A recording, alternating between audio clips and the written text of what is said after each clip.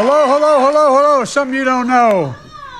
My state of Delaware, a little state, because we had a small population, had the highest percentage of UAW workers in the United States of America. We're the largest GM plant. We're the largest Chrysler plant outside of Detroit. And we had a lot of shipping as well. But here's the deal. I got raised on automobiles. My dad ran an automobile. He didn't own it. He ran an automobile agency for a long time.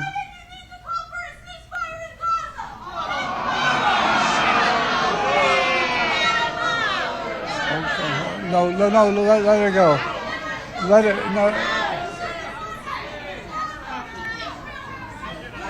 no, let it, it's okay. Anyway.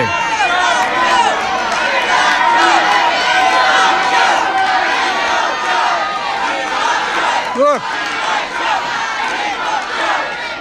I guess what I'm trying to say to you is, I grew up in neighborhoods where I know what it likes when the plant closes down. The largest General Motors plant, as I said, largest Chrysler plant. When they shut down, people lost their sense of pride. Neighborhoods were in real trouble.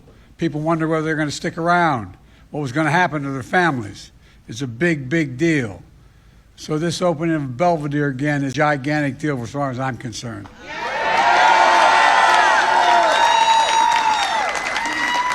Matt, the UAW in Boone County is lucky to have you, pal.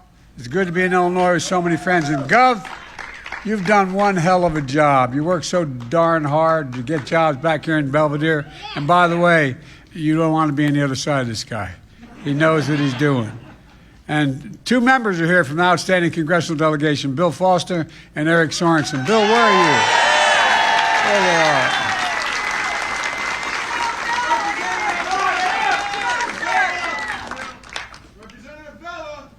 Representative Villa. Didn't know he's here.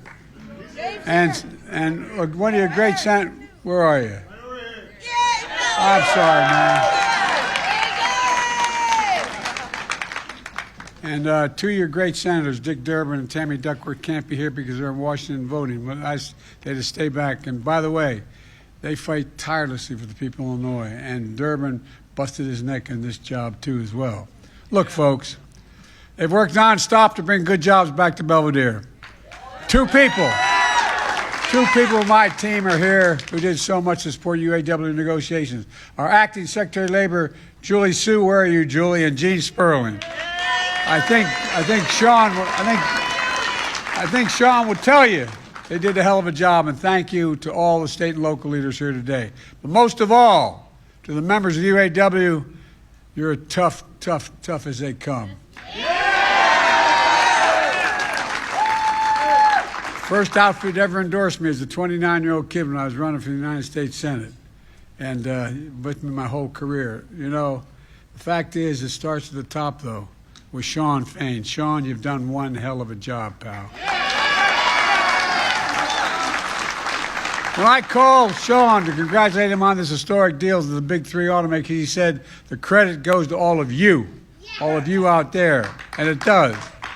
And it may be true, but it doesn't hurt to have a leader with a backbone like a ramrod. And that's Sean.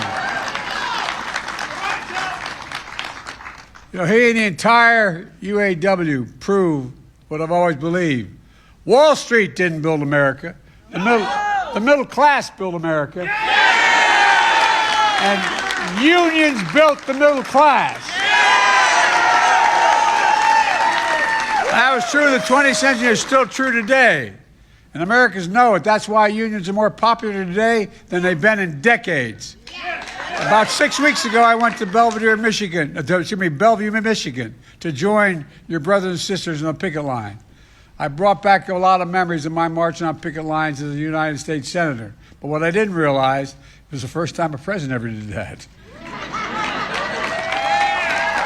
It was second nature. No, I'm serious. I didn't know that. Well, I tell you, I've worn this shirt a lot, man. You have no idea. I've been involved in the UAW longer than you were alive, man. Look, that day in Michigan, I said the auto strike was about a simple proposition. You guys sacrificed to save the automobile industry. from the middle of a finance. No, that's a fact. You did. Some of you weren't around. You were too young. But I mean it. But the financial crisis more than a decade ago. And now the auto companies were doing incredibly well. So auto workers should be doing incredibly well as well. You saved the auto industry. And they should step up for you. A simple proposition. You kept the picket line going for 46 days. You kept your negotiations working round the clock, negotiators. And in the end, the deal you reached set a new standard. Over 30% increase in wages with the cost of living adjustments. Bigger pay increases over the next 4.5 years than the last 22 years combined. Greater retirement security, more paid leave, and commitments by the big three to create thousands more full-time middle-class jobs, investing tens of billions of dollars, building the auto future made in America. Look, folks, these deals are game changers, not only for UAW workers, but for all workers in America. Just ask the folks at Toyota, which last week announced it would significantly finally increase wages for their workers. You had no choice. They had no choice because of what you did. You helped everybody. And look, I want to thank you for your commitment to the solidarity for exercising your right to bargain collectively. You made this happen. And it's by the way, it's a bigger thing I think even you all realize. You're changing the face of the country economically. I also want to recognize Ford, GM, and Stellantis. They negotiated ultimately in good faith. And as a result, all the workers will be rewarded. And the iconic big three are going to still lead the world in quality and innovation because of you. Yeah. Look. But I'm a little selfish. I want this type of contract for all auto workers. And I have a feeling UAW has a plan for that. The future of the automobile industry will be made in America by American union workers. And I see the future here in Belvidere. Belvidere Assembly Plant was the beating heart of this community for nearly 6 decades, just like it was back in Delaware, where I was raised. 8 months ago, the plant idled indefinitely. 1,200 of you lost jobs. When that happens, a community loses more than jobs. It loses a sense of pride, loses a sense of being, loses a sense of dignity. What do you turn and say to your kids? What do you say to one another? Everything changes. It's devastating. Then this June, I had a combination with Matt from the local UAW, as he just described. He said, tell me, what's going on with Belvidere? He told me how critical it was to get that plant up and online again. So I told my team, make Stellantis know Belvidere is a priority. And I got on the phone and let him know personally I thought it was a priority.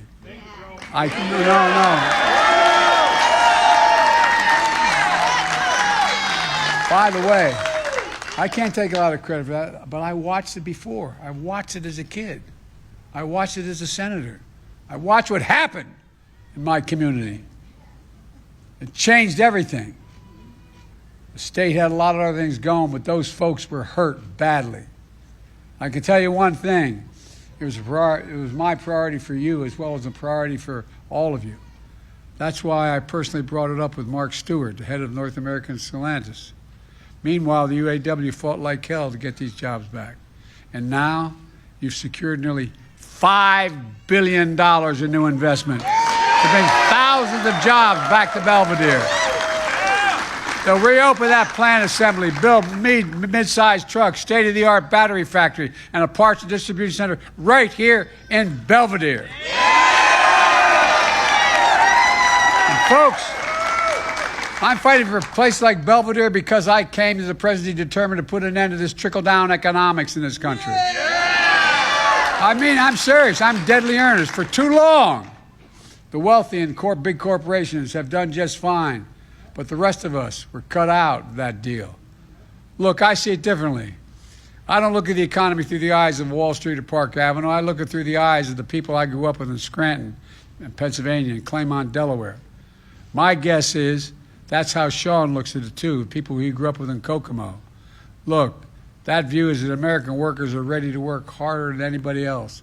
but they just need to be given a shot, a fair shot and a fair wage. That's not too much to ask. You okay? I want the press to know that wasn't me.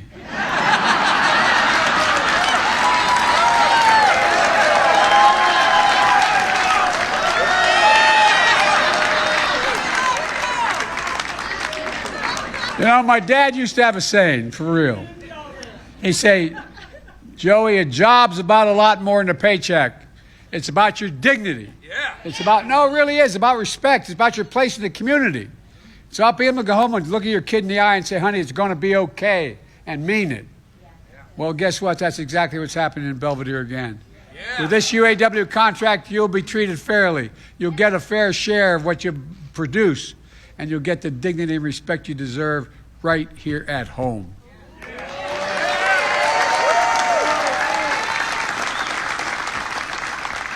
And I know maybe the press won't get this, but you all, or members of the union, will get it. And you'll be able to look your kid in the eye and say, honey, it's going to be okay. Yeah.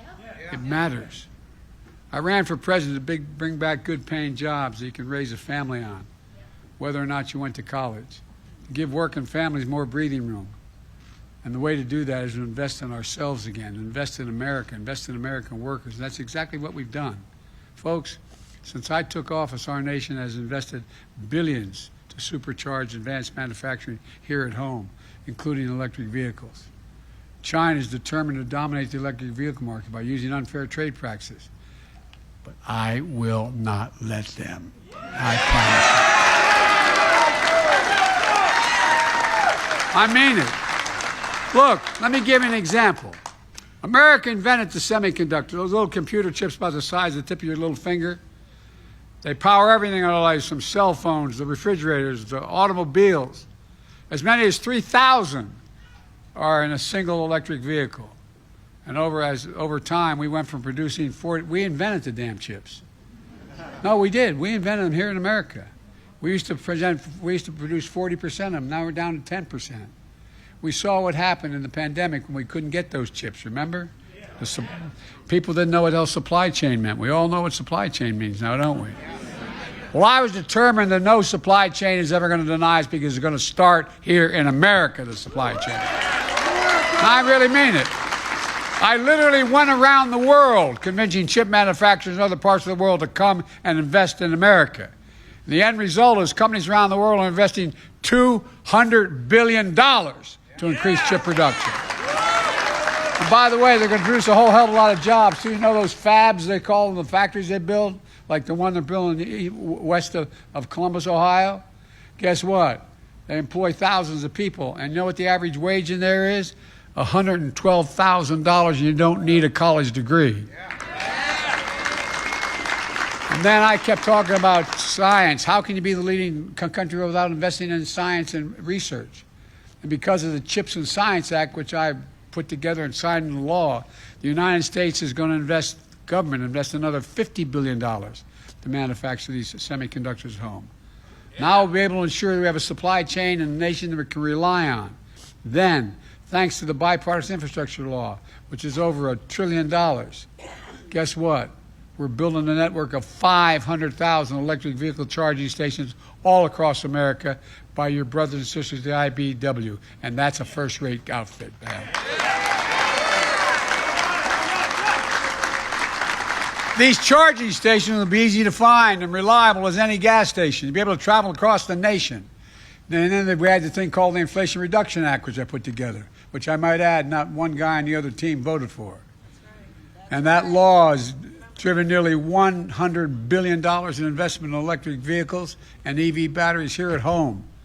And my administration announced a $12 billion to convert the existing auto factories to manufacture electric vehicles if they're in the transition. Because I strongly believe when a company transitions to a new technology, they should retool, reboot, and rehire in the same factories with the same workers in the same community that existed there before. Yes.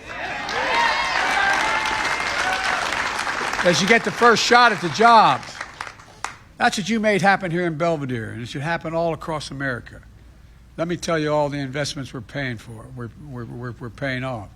Sales of electric vehicles here at home have tripled since I took office. 80% of electric vehicles on the road today were made in America. And that means good paying jobs for American auto workers. That also means, let's think about this. When my predecessor, the distinguished, anyway.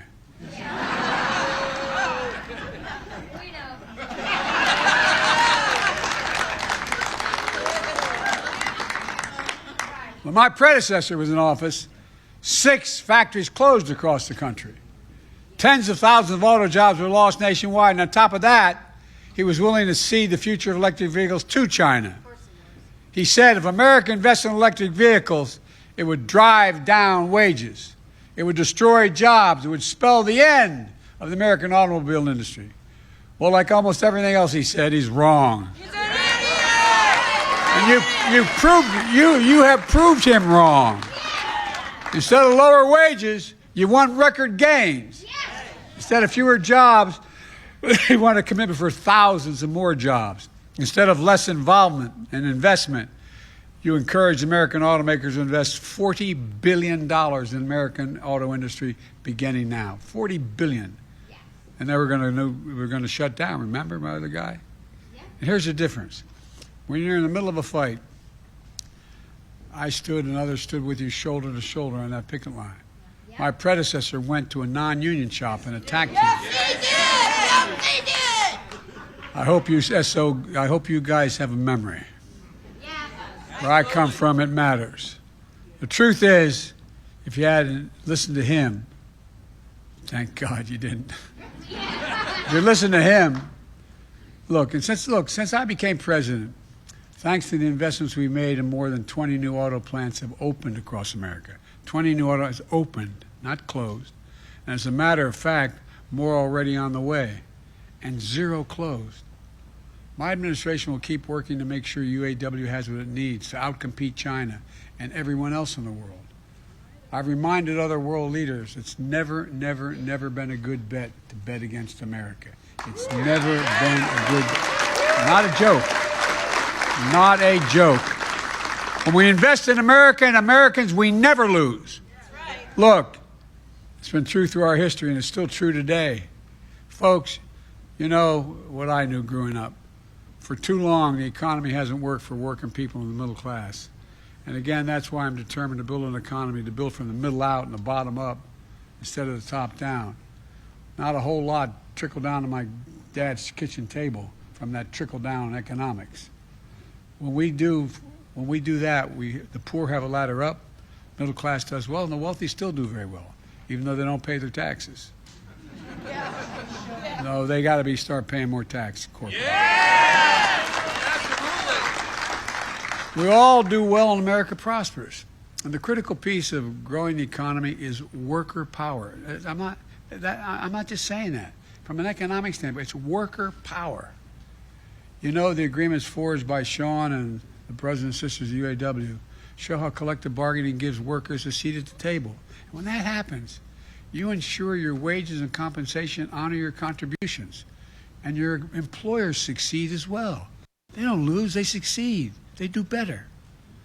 They secure the pay and benefits you can raise on family on. Retire with dignity. And I might add, the deals you struck show how collective bargaining works for companies as well. Look, the strong relationship between workers and management can mean record profits leading to record contracts. We're seeing it across the board, from UAW to rail workers, to port workers, to Teamsters, to health workers, to writers. Did you see they settled a strike? And you guys are really a harbinger. They settled a strike in Los Angeles. Now you'll be able to see whatever the hell you want to see. But look, it matters. I asked the U.S. Department of Treasury to do a full-blown study to determine, and they recently released a report showing that how unions are not just good for union workers, but non-union workers as well. You're right. No, but everybody, for the longest time, you know as well as I do, 10 years ago, the reason we were in trouble was unions. It's the exact opposite. Unions raise the standard across workplaces and industry, pushing up wages and strengthening benefits for everybody, whether you're a union member or not. So let me close with this. Our economy has made strong gains since I came to office. We have the strongest economic growth and the lowest inflation rate of any major economy in the entire world. We got more to do. We got more to do. But our economy grew, we'll bore you with a statistic, 4.9% last year. That's the highest growth in 2 years. More people are working today than ever in the United States of America. More. Unemployment has been under 4% for 21 straight months. That hadn't happened in a long time.